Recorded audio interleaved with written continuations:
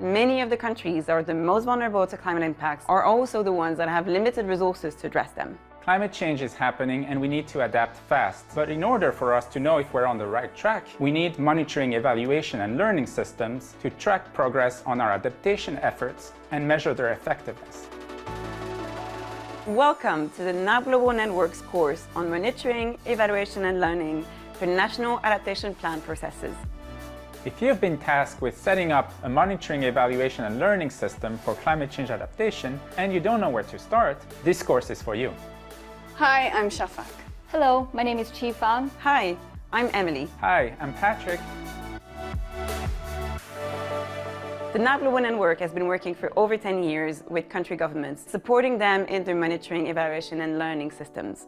People kept telling us we can't find all the information, resources, and examples in one place. A lot of the information is not targeted for climate change adaptation, and that is why we created this course. Many of you have busy lives, so we've broken down this course into small chunks so you can study at your own pace. In just a few hours, you'll be brought up to speed with the best practices on MEL systems. This course will cover the experiences, perspectives, and knowledge of a wide range of people to ensure that MEL systems are done in a socially inclusive and gender-responsive manner.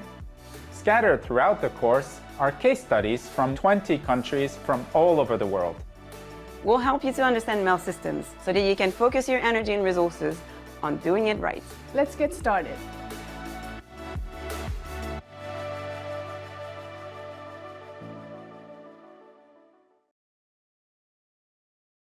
Okay, welcome everyone. I see that we have over 100 people in the room already, so I think we're also past 2 minutes past the hour, so maybe we'll get started right away. So good morning, good afternoon, and good evening to everyone, and thank you so much for joining us today in this webinars on the launch of the self-directed course on monitoring, evaluation, and learning, or MEL, in the NAP process. My name is Chi, and I'm the Peer Learning Officer for the NAP Global Network. In today's webinar, we'd like to introduce to all of you the course on MEL in NAP processes, outline the purposes of the course, structure, and its unique features. We also want to highlight the relevance of the course by demonstrating how MEL approaches are already shaping NAP processes around the world. And finally, we want to create a space for any interested learners right here with us to ask questions, share experiences, and explore how the course can support your work. So welcome to the webinar. To get us started, I want to walk us through a couple of housekeeping points. So today's session will be around 60 minutes long, including a Q&A section near the end of the hour. So if you have any questions, please feel free to share in the chat and we'll come back to them later on. Please also feel free to say hello and introduce yourself by typing your name, your affiliation, and which country you're coming from in the chat box. And we'll be recording this session and we'll share with you the video recordings and presentation slides as a follow-up. So again, if you have any questions, comments, or if you encounter any technical issues, please feel free to let us know in the chat box and our colleague Adrian will be happy to assist you. Today's webinar is brought to you by the NAP Global Network. And in case this is your first time joining one of our events, I want to briefly introduce the NAP Global Network. The network was created in 2014 to support developing countries in advancing their NAP processes and help accelerate adaptation efforts around the world. So to achieve this, the network focuses on 3 areas of activities. We support national level action on NAP processes.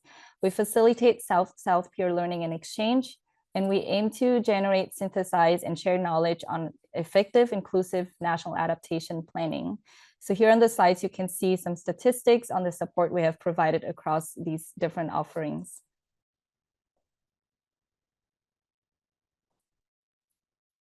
So as many of you know, national adaptation plans, or NAPs, are a foundation for adaptation at scale for developing countries to plan their futures and achieve their development goals in a changing climate. We have summarized here a couple of statistics that we have analyzed and summarized across different NAP documents. So today, almost every developing country under the UNFCCC has reported that it has a NAP process underway. And exactly, you have 143 countries. Over 100 countries, or 108 developing countries, have access support for national adaptation planning through the Green Climate Fund's 3 million window under its readiness program. And 63 countries have now submitted a NAP document to the UNFCCC's NAP Central. So you can explore our analysis of trends across NAP documents on our NAP Trends platform, and the link to which is shared in the chat box.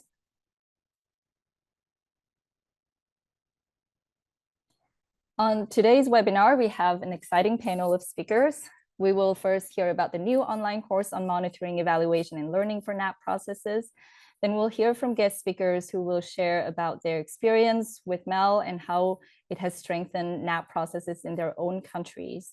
So today we have Ms. Emily Beauchamp, who is the lead on monitoring, evaluation, and learning for adaptation to climate change, and one of the instructors of the self-directed online course. We have Mr. Patrick Gerdat, policy advisor at the NAP Global Network. He's also one of the course instructors. We hear from Ms. Eneida Rapdishta, climate change expert in the Ministry of Tourism and Environment from the government of Albania. And we have Mr. Arthur Baker, NAP technical lead from the Environmental Protection Agency of Liberia. And I'll be your moderator for today's webinar. Before we dive into more information on the course, I'd like to invite everyone to participate in a short quiz question. So the question we have is, why is MEL important for climate change adaptation? Is it to track progress and adjust actions when needed, to generate reports for funders, to support evidence-based decision-making, to build institutional learning and accountability, or all of the above? So you should be able to see a pop-up window on your screen with the question and all of the options, and you can choose your answer. So I don't really see what people have voted, but I assume that many of us have indicated option E, all of the above. So this question and many others will be asked and answered in detail in the online course. Some of you may already have good MEL expertise, while others are just getting started, and that is okay. We made sure that when designing this course, we first cover all of the essentials of MEL. For example, what is MEL, before diving into more technical aspects of MEL. And I'll pass the mic now to my colleague, Patrick, who will dive us into the details of the course. Patrick, please go ahead. Yeah, thank you, Chi, and hello, everyone. Thanks so much for joining this webinar.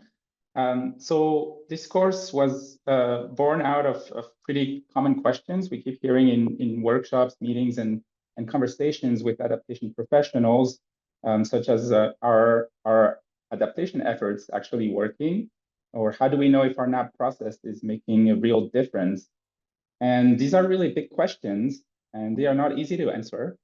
And that's where monitoring, evaluation, and learning, or MEL, comes in. MEL helps us understand whether national adaptation plan processes work, how they work, and for whom. And it gives us the tools to learn from experience and improve action on the ground. So MEL isn't just about ticking boxes or producing reports. It's about using the evidence to shape better decisions and make more effective adaptation. So we created this course to help climate change adaptation professionals get clear, practical guidance on how to develop and implement robust MEL systems. So whether you're a government official on a NAP country team, a MEL specialist in an NGO, or a researcher trying to connect theory with practice, this course was built with you in mind. So it was developed by the NAP Global Network and delivered through our partner, the SDG Academy. And we've packed it with expert instruction, hands-on tools, and most importantly, real stories and examples that make this feel grounded and not academic.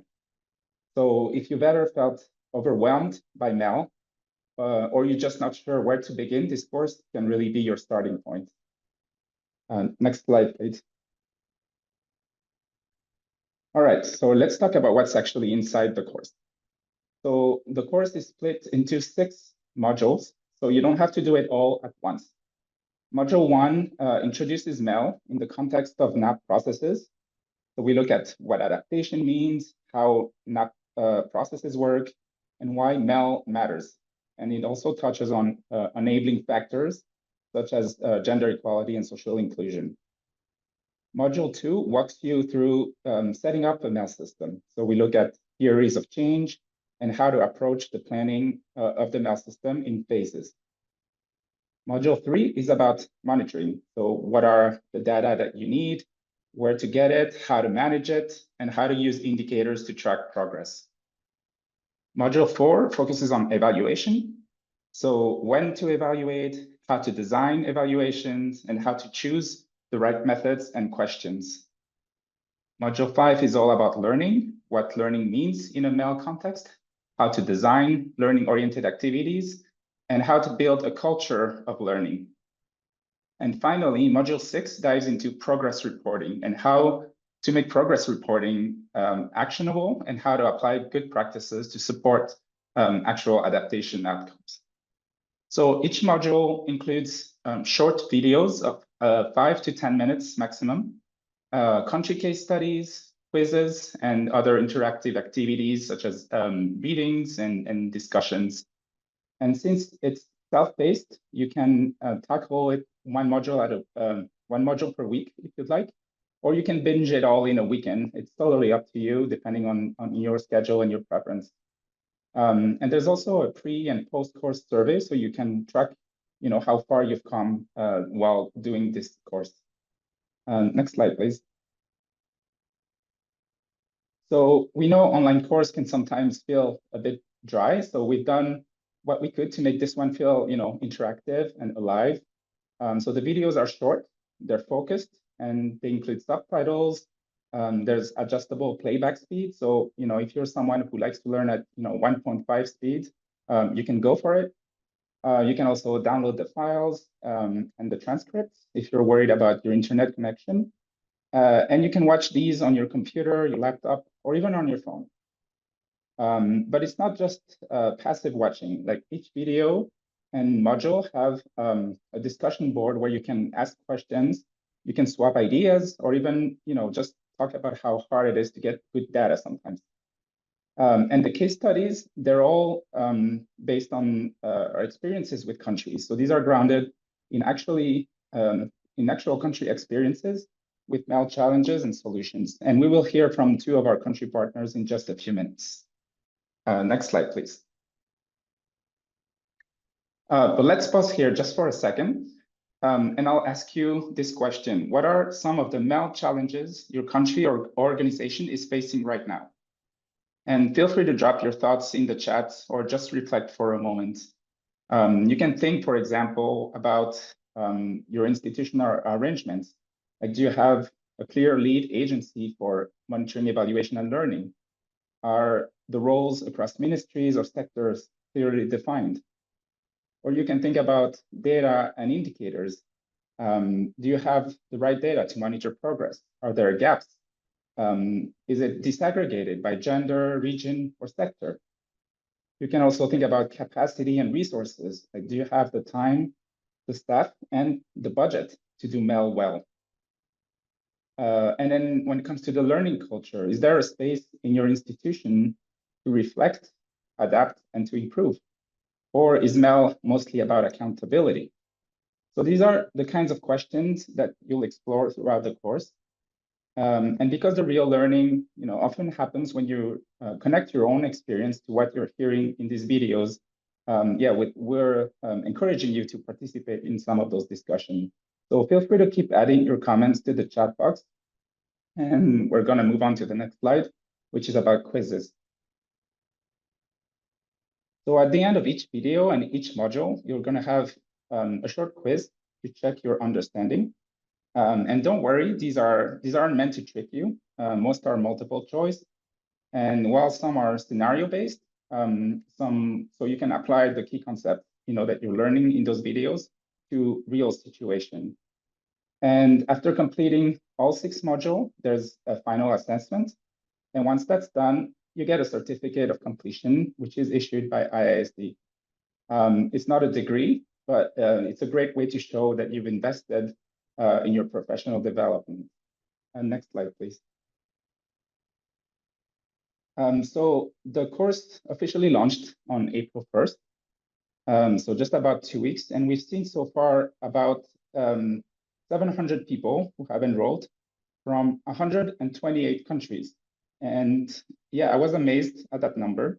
It really shows that this is a topic that speaks to a lot of people and countries. So the course is in English only for now, but depending on if there is demand, perhaps there will be possibility to translate that in other languages. We've noticed also a high quiz completion rate, showing that people are not just watching the videos, but engaging with the content and finding the assessments not too difficult, which is great to see. And we've also seen strong participation in the discussion forums with people offering their thoughts and insights after watching the videos. And many learners have already earned their certificates. So they've gone through all the material in just a few days, and that was great to see. And hopefully that is also motivating for other people. Next slide. So enrolling is very easy. You can go to the SDG Academy website. We also have a link provided here on the screen, and you can directly scan the QR code as well. And once you're in, we recommend that you try to set a pace that works for you. So some people will do 1 module per week, which is what we recommend. So you have time to really absorb the content and go through all the readings. But others will go faster. It depends on your schedule and how much you want to explore all the additional material that we recommend. So our one tip is to not just watch the video, but really to engage with the content. So ask questions, reply to others' comments, and share your thoughts as you go through the different modules. And yeah, if you need help, there's a support email. There's an FAQ page also to walk you through everything you need to know. And yeah, we know that MEL can sometimes feel technical or abstract, but this course really breaks it down, and we're really excited to have you, join this growing learning community. So yeah, thank you very much.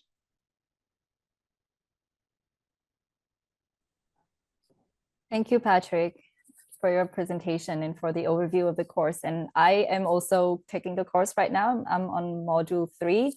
And I have to say, I really enjoy the content as well as how accessible the course is. And you can pretty much access it from any device and just watch small videos instead of having to go through the whole module at once. So thank you again. And I would invite everyone to follow the link in the chat to check out the course and sign up for it potentially if you're interested. So now we're going to move on to conversations with our country partners. And I would like to invite Mr. Arthur Baker to come in and share some of his experience working with MEL in the NAP process and the experience of Liberia. So I'll pass it back to Patrick. Thank you. Yes, hello, Arthur. Can you hear me? Yes, I'm here, Patrick. Very good. Thank you so much for joining us. Yeah, Liberia is a country that's made quite a lot of advancements in MEL for NAP on the NAP process. And so, yeah, I thought it would be great to have a short conversation with you to learn a bit about the experience of Liberia. And just to begin, it would be great if you could describe a bit how Liberia is experiencing the impacts of climate change. Thank you ever so much again to the NAP Global Network for organizing such a very important webinar series that looks at diving into the experiences around monitoring, evaluation, and learning for NAP processes. And we are grateful that as a traditional partner to the government of Liberia, we have received enormous support in the development of our MEL, leading to other additional processes around MEL. But just to begin with, in terms of your question, Liberia is a country that lies in West Africa, on the west coast of Africa. We are a least developed country and faced with the harsh realities of climate change. which includes, amongst other impacts, such as increased temperatures, flooding, sea level rise, high variability of precipitation with potentials for increased heavy rainfall. And there are several sectors that are critically impacted by climate change in Liberia. There are climate sensitive sectors, which include agriculture, forestry, fisheries, energy, waste, and that of coastal zones. And those are the sectors that primarily feature in Liberia's national adaptation plans. And to also speak to the fact that all regions in the country are affected by the impacts of climate change. Let me hasten to say that we have two major seasons in Liberia. One is the dry season, and the other season is the rainy season that we are now gradually moving towards in Liberia. And those who are particularly affected by the impacts of climate change are women and children who face the harsh and dire consequences of climate change in Liberia. Over. Yeah, thank you so much for setting up this context. My next question is about Liberia's NAP process. So I understand that Liberia you have a NAP document. Can you talk a bit about where you are in terms of development and implementation? Yes, Liberia developed its NAP between 2018. We started the formulation process of our NAP between 2018 and then concluded the process in 2020. So the formulation stage of our national adaptation plans is well concluded. It's a 10-year working document that runs between 2020 to 2030. So this year, which is 2025, is the midterm of the NAP implementation. So we are now in the implementation phase of our national adaptation plans, and we are also envisaging with support that we can be able to get from external sources to be able to do a midterm review to look at what progress that we've been able to make across our national adaptation plans, especially across the 6 priority sectors that are featured within Liberia's NAP. Excellent. Thanks so much for that answer. And moving on to the MEL aspect of the NAP process. So Liberia developed a MEL framework back in 2022, which was another major step forward. And so I was wondering if you could describe for us a bit, how that process came together, who was involved, and how it was developed. Yes, just before diving into that third question on the NAP process, I also want to highlight here that the NAP document features crystalline issues, which include a general introduction about the NAP process itself. We also have in that document the legal and policy frameworks that informed the development of the NAP. We were also able to do a socio-economic analysis. So a socio-economic framework is also attached to our NAP document. We were also able to do a socio-economic profile of the country in terms of climate sensitivity. We're also able to do a climate vulnerability risk assessment, which draws a climate scenario of the country in that document. We were also able to identify adaptation strategies, and then we're able to articulate how important monitoring and evaluation is, which has brought us to develop a MEL framework and then move towards operationalizing that framework. It is also important to note that we've been able to make tremendous progress beyond the NAP implementation. And one important and significant, some of the significant steps that we've been able to make through the support again of our international partners is that we're able to develop an adaptation communications document. We're also able to develop a monitoring, evaluation, and learning framework for NAP. We're also able to develop a national adaptation plans communication strategy, all through the magnanimous support of the NAP Global Network. we were also able to develop a national adaptation plan, implementation plan framework for the agricultural sector. We still have to carry out the development of the implementation plan for the rest of the 5 climate-sensitive sectors for NAP. Through the NAP formulation stages, we're also able to introduce at the graduate and undergraduate levels at the University of Liberia capacity building efforts. So now we have climate change, biodiversity, and environmental science being offered at undergraduate and graduate levels at the University of Liberia. We're also able, through the NAP formulation processes, to be able to mainstream NAP into budgeting and planning processes. We're also able to, through the Ministry of Finance and Development Planning, develop a climate change, climate financing tracking tool.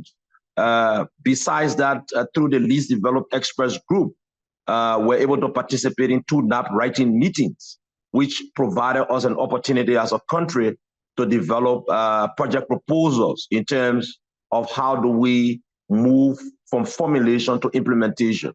And now we look forward to developing we look forward to doing a midterm review of our national adaptation plans, and then also have an implementation plan that cuts across the 5 additional sectors beyond agriculture. Now to your question around MEL.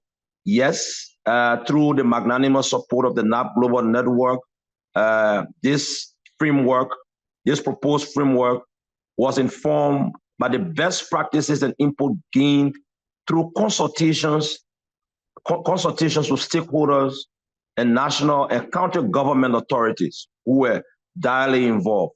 Ministries, agencies, and commissions across the government were also involved, especially technical experts who play a key role around monitoring and evaluation. We also brought civil society actors to the table to also contribute significantly to the MEL document. And more importantly, the private sector also, which plays a dire role, was also involved. And what is also important to note, that there are big challenges beyond the significant gains that we've made. There are yet significant challenges around the MEL system, which include additional in-country capacity building to fully understand the MEL process at the national level. How do we have a dedicated M&E team that will be able to drive the MEL processes across ministries, agencies, and commissions? Additionally, as highlighted previously in one of the presentations, data collection is also a major challenge. So we look forward to be able to narrow down these gaps as we move forward.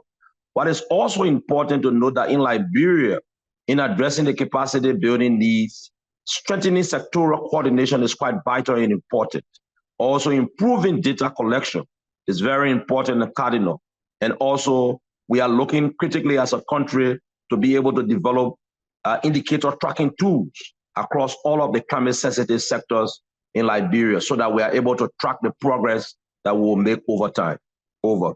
Yeah, wonderful. Thank you so much for sharing all this experience and highlighting all these achievements. It's clear that Liberia has been doing a lot over the past few years, and that's really great to see. Maybe just one final question before we move on to Albania with Eneida. What is one or two key lessons that you'd like to share to other countries who are participating in this webinar and who might be looking to Liberia for some solutions or see how you've addressed certain challenges? Yes, in terms of the 2 key lessons we want to share with other countries who are on this webinar. First and foremost, to be able to ensure the full implementation or to operationalize MEL, there must be strengthened sectorial coordination. We've been able to work towards ensuring that at the national level. We are not there yet, but strengthened sectoral coordination plays a pivotal role in supporting building stronger MEL systems. Additionally, it is also important to note that having a dedicated MEL and NAP team at the national level will also support countries to be able to effectively track NAP implementation at the national level. So these are 2 key, vital, and important elements and lessons that we've been able to learn as a country. But thanks ever so much, and I hope these insights from the Liberian standpoint has been able to provide some clearer insights as to where we've come from as a country in the formulation of our NAP towards the implementation in the development of our MEL framework, some of the challenges we faced, how do we envisage that MEL can work better for countries, especially who are in the formative stages of developing their MEL framework. Thank you so much, Arthur, for your time and for your contribution. And just for everyone in the webinar, Arthur has also generously recorded a case study, which you'll find in the online course. So you can find Arthur there as well. Thank you so much, Arthur. So we'll move on now to, thank you. So we'll move on to the case of Albania now with Eneida Rabdishta. Hi, Eneida, and thank you for joining us. Hi, everyone. Thank you for the invitation. It's a pleasure to be here today and share my experience as part of the Ministry of Tourism and Environment in the climate sector for the Republic of Albania. Thank you. Wonderful. So yeah, my first question, similar to the one I asked Arthur, if we can start with the big picture. How is Albania currently being impacted by climate change? Yes, Albania is a developing country, but not depending from this, it's increasingly experiencing the effects of climate change through rising average temperatures in the recent years. And we note more frequently and intense extreme weather events such as droughts and floods and shifting precipitation patterns. These impacts are already putting pressure on key sectors, economic sectors like agriculture, water management, tourism, and they are expected to intensify in the coming decades. And this way they are threatening the livelihoods and the ecosystems. Great, thanks for that context. And moving on to the NAP process, where are you in that journey? Maybe before I go through this, I would also like to mention, just briefly regarding the effects of the climate risks, that the main climate risks, as I mentioned before, include the river and the coastal flooding, prolonged droughts, heat waves, and erosions. And I wanted to mention that in 2024, we have experienced an extended heat wave with temperatures that were exceeding 40 degrees Celsius across multiple regions for several weeks. And this event led to water shortages, crop failures, and an increased number of health emergencies, particularly among elderly or the vulnerable communities. But one of the most risk events that we had were the forest fires. So relating this with your question, where Albania stands with the national adaptation process, is that we started in 2017 to draft our first NAP document. But as I mentioned, all these climate risks in the most vulnerable sectors, this made us raise the concern and attention to the adaptation process, as we were more into mitigation on implementing the Paris Agreement and having targets on lowering emissions.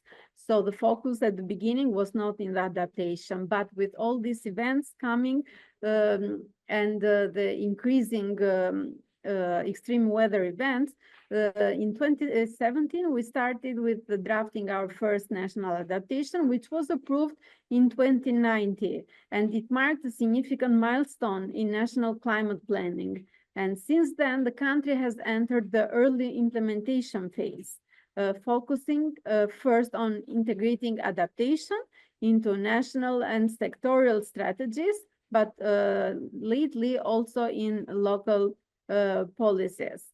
And our first NAP had different actions, and measures that were mainly for improving institutional coordination, securing financing, or different sectorial measures.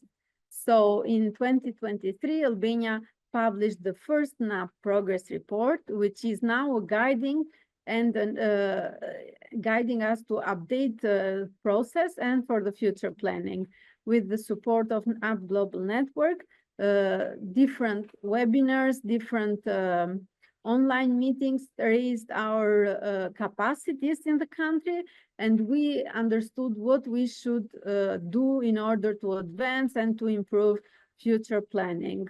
So the first progress report, as I mentioned, was in 2023, even though we had to make a progress report every 2 years, but because of the pandemic and the earthquake in 2019 in Albania, there was not a lot of attention in adaptation.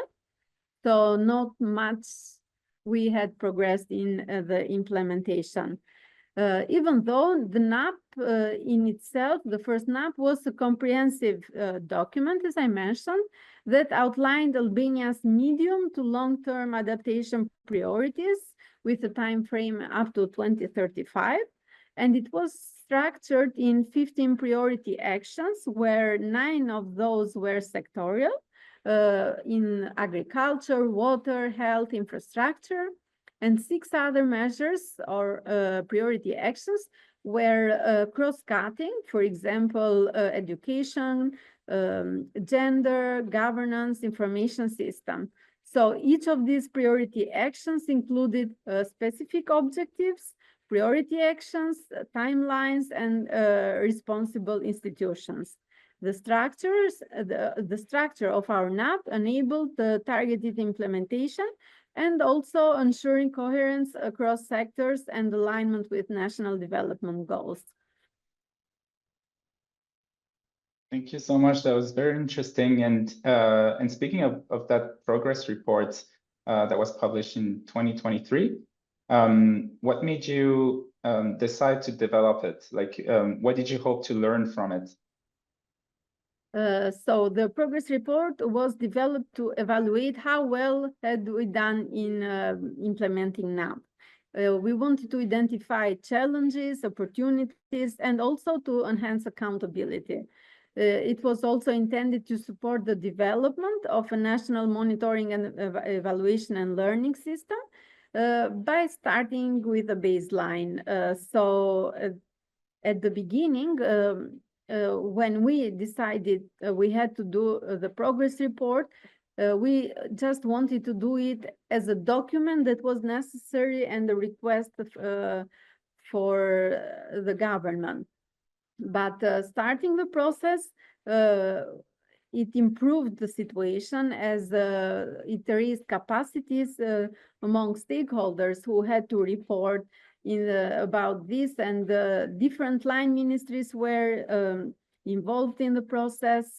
We saw a strong involvement, and unfortunately, there are many people moving year by year. So we build capacities through this process, and not only in the Ministry of Environment, but other ministries as well, municipalities, academia, civil society, and also we had a stronger collaboration with the international partners or donors that had implemented adaptation measures in Albania. And technical support was provided, technical assistance from NAP Global Network, and this helped us to identify the methodology that we had to implement for doing the progress report, and it helped us as the first document. I have to mention this, that we have a progress report. I saw one of the comments in the chat that said that the government doesn't like to invest in projects for monitoring, reporting, or evaluation. Yes, it's true, and I think in the developing countries this is an issue. So I would like to use this opportunity to thank NAP Global Network for giving us the opportunity to learn how to do this process, and that raised our capacities. So we will improve in our next NAP cycle that we will update, and hopefully we'll have it adopted within December 2025, because we learn, where is the situation in implementing, but we also learned that we should have more clear indicator in our next NAP in order to have a better monitoring of its implementation. Thank you so much, Eneida. And I'm going to ask you the same question, the last question, as I did with Arthur. So if you had to offer just, one or two key lessons to other countries thinking about doing their first progress report, what would they be? Yes. So it's important to do it because, first of all, start with stakeholder engagement to build ownership and to gather reliable data. Data is the main concern for every process. And through doing this progress report, you will highlight the progress you have done. For example, in our case, we saw that the awareness raising had been improved, institutional coordination, but not only this, you can identify what are the gaps. For example, we found that in our case, the gaps were on fundings, on the data. So in the next cycle, this report will help us to track adaptation outcomes more systematically. And then the next progress report, I am pretty sure that will be more improved. So always start from scratch, even though we noticed in our case that we didn't have very strong indicators to do the monitoring. This, at least we started. So now we know what we will improve. So first, as I mentioned, it's important to have stakeholder engagements, to build ownership and reliable data. And second, it's important to keep the first report practical and focused. Giving my own experience, while we were trying to develop the methodology for our progress report, I could see some of the best practices that Patrick and other colleagues shared with me, that there were countries that had so many data, their report was amazing, so many information you could find there. So first you want to do that, because you think that that's the most reliable with all the information that you would like to give. But then if you don't have a strong NAP document, you will see that you cannot compare with that country's NAP progress report. So it's important to keep the report practical for your circumstances and stay focused by prioritizing what are the key indicators that are measurable with existing resources, and use this experience to build a more robust system that will improve over time. Thank you so much, Eneida, for sharing Albania's experience with us. And to our listeners as well, Eneida has also recorded a case study, which you will find inside the course under the progress reporting module. Thank you again. And I'll pass it on to Chi and Emily. Thank you, Patrick. And thank you, Eneida and Arthur, for sharing your insights and experiences. I think many people in the room today will hear and appreciate all of these experiences that you've gone through, and we'll also learn a lot more from other case studies from other countries in the course. So I'll pass it now to Emily to moderate the Q&A, but before that, we have a scenario question. Please go ahead, Emily. Yes, thank you, Chi, Patrick, and mostly thanks to our great country partners, Eneida and Arthur, for sharing their experiences and perspectives, and thanks to all the participants today for being active in the chat. A quick reminder to please share any questions you have ahead of the Q&A on monitoring, evaluation, and learning, and on the online course. Please do share that in the chat, and we'll get to it in a second. So we'll turn to a quick interactive scenario question to keep you connected. So here it goes. A project installed water storage tanks in a drought-prone villages. 6 months later, some villages have thriving vegetable gardens, while others report no improvements because the tanks were placed far from homes. How can a MEL system help uncover and address the disparity between villages? Is it by checking up total project spending and calling it a success if funds are used? B, by tracking progress of each village, identify what worked in successful villages and ensuring benefits reach all communities equitably? Is it C, by focusing on whether the overall project meets financial reporting requirements? Or D, by assuming that tank installation alone guarantees similar results across all villages? I'll keep the poll open for a couple of questions. I see there's 50, 60 responses. And we actually have a 100% success rate for the right response, which is response B, that MEL systems can help by tracking progress of each village, identify what worked in successful villages, and ensure benefits reach all communities equitably. So well done, everyone.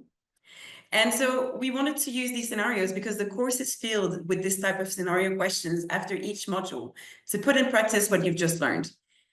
This answers, the answer B, reflects what a good MEL system should do, which is not just to confirm that the activities were completed or the funds were spent, but to understand whether the project is delivering the intended outcomes for people and why the results may differ across contexts.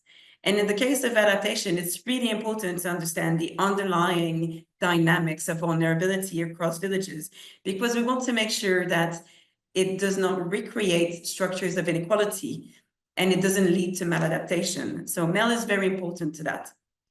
In the case of the scenario, a MEL system that gathers data from each village could reveal that the tank location, the ease of access, the community engagement were key factors driving success.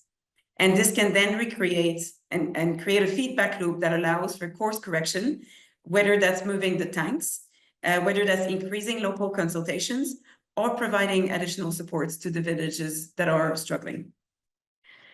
And in the scenario, the other options fall short because they treat success as a financial or as a technical completion. And that really ignores whether people's lives actually improved.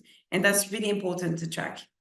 A strong MEL system uncovers the differences and encourages adaptation and adaptive management, and it supports more inclusive, responsive implementation. So thank you so much for your attention. Now, I'm delighted that we would like to open the conversation for questions from the audience. So if you have questions about the online course, or if you've already started the course and you'd like to provide some early feedback, we'd love to hear this. Please feel free to write your questions and comments in the chat box, and we will share them with the panelists. So on this note, I will take 2 seconds to look at our shortlist of questions. And as a start, we have a question here directly to the moderators. Is prior knowledge of monitoring, evaluation, and learning or climate change required before starting the course? Patrick, could you take this one, please? Yes, thank you so much for that question. So no, prior knowledge is not required to take this course. We've designed it to, having in mind that some people will have no prior knowledge of MEL or climate change adaptation, which is actually the first chapter in this course, like what is climate change adaptation? And we little by little, move on to, what are NAP processes and what is MEL, and from there we go into a bit more of the technical aspects of the topic. So, and that doesn't mean that if you already have some knowledge of MEL, this course, is not made for you. As I mentioned, this is, in the first module, we try to really address all those key, essential questions, and then we move on to the more technical aspects. So it's really open to everyone, and yeah, with that in mind, yeah, we encourage you to have a go at it and let us know how you found the course overall. But yeah, open to everyone. Wonderful. Thank you so much, Patrick. And I've seen a couple of questions, and I've just seen quickly, is the certificate free? In the course free? Yes, everything is free and is available for sharing. So please follow the links that my colleague Adrian has posted in the chat, and you'll be able to access the online course. And we've also shared another key resource, which is a report on a toolkit for MEL for NAP processes that is also free of access. And there is also a quick question from Maria Nieto. How up to date is the course going to be? And is it going to fall in line with current events as much as possible?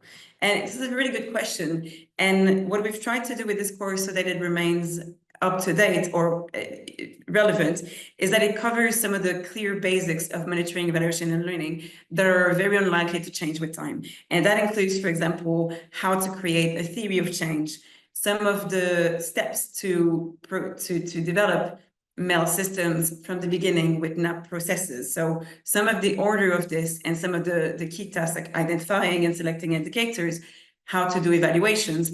There are some of the very basics that are not going to change, even with global changes or new political changes from, for example, from the UNFCCC.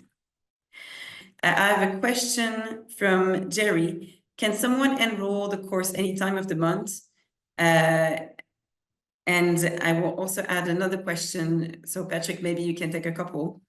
Can you enroll in the course any time of the month? There's another question, which is, if you are mainly interested in evaluations, can you jump directly to that specific module or section? Or do you have to go through all the modules? And there's another one here. I understand the course is individual, but is there a way we can use it to learn as a team? So I'll pause here. Let me know, Patrick, if you'd like me to repeat. Yeah, I think that's good. These are very, very good questions. And the answer is that we really try to make the course as flexible as possible. So you can enroll the course at any time. You know, it's not just in April. You can start next week. You can start next month. So really, you set it as your own pace. We understand that people have busy schedules. So yeah, flexibility really was the key for us. And then the second question was whether you can do this as a team or individually. Yes, so you know, most people I think will take it individually, but I think we encourage also country teams to do this as a team. And you know, you can set up your schedules to make sure that you start and at the same time, you know, maybe you have a weekly gathering where you're doing, you know, the first module, and then the next week you gather again to do the second module, etc. So you can definitely do this as a team and go through the quizzes and discussions as a team. So that would be great. And then, sorry, what was the third question? Oh, yes, right. Whether you can start the course, you know, if you want to start from module 2, module 3, you don't have to go through all the modules. That's, you know, something we wanted as well. We wanted to do to make sure that, you know, if you're only interested in learning about evaluation, you can jump in the course and start right away with module 4. That said, for the certificate, you know, we encourage you to go through all the modules and do all the quizzes. But yes, you can pick and choose, you know, which module to start. If module 1 is too basic, I mean, you know, maybe you can go through that one quicker and then start on module 2. So really very flexible, and yeah, that answers all the questions.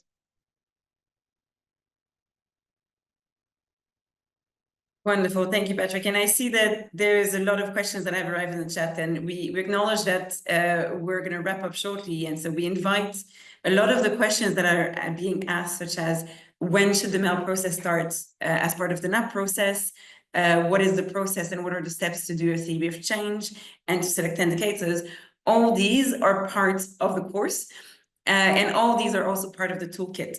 So we would not do justice to the quality of the explanation that is on the online course by going through it right now.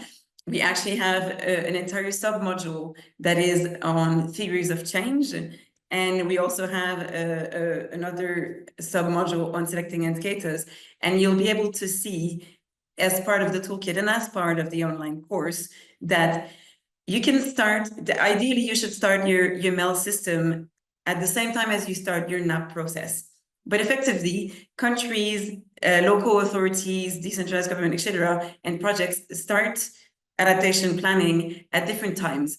And it's not always a start and go. It's doing on a rolling basis. So there's different points of where you can start your MEL system, and we specify that in the online course. And we specify that in the toolkit so that you can start getting information on MEL at the stage at which you are for your NAP process. So I hope this helped.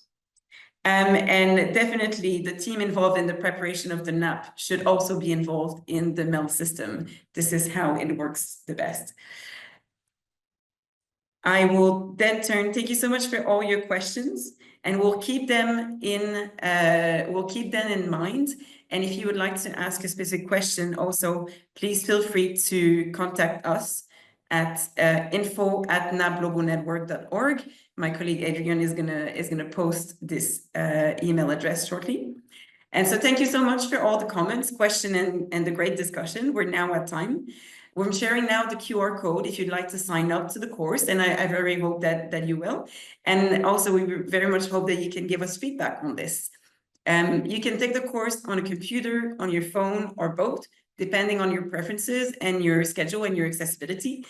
And as a quick recap of the main points we discussed about this course, so while the course is open to anyone who is interested in this topic, it's designed primarily for climate change adaptation practitioners and national adaptation plan processes country team. However, if you're from the private sector, civil society, etc., this is also very much relevant to you. So the online course is free and is self-paced, but you can also learn as a team if you want to structure it like that. And you can also earn a free certificate from the NAP Global Network once you've gone through it and all the model and taken the final quizzes. So I hope this was an informative session and that you are already getting ready to get started. We look very much forward to seeing you as a participant in the MEL online course and maybe in the discussion boards as well. We can have a conversation. And please do give us feedback because we want to learn and improve as well. With that, we'll close the webinar. So a big thanks again to all our panelists, and we'll be sharing the recording and presentations and look forward to continuing this conversation. If you have any questions that we weren't able to cover today, please feel free to contact us at the email address for the NAP Global Network. Thank you very much. Merci beaucoup.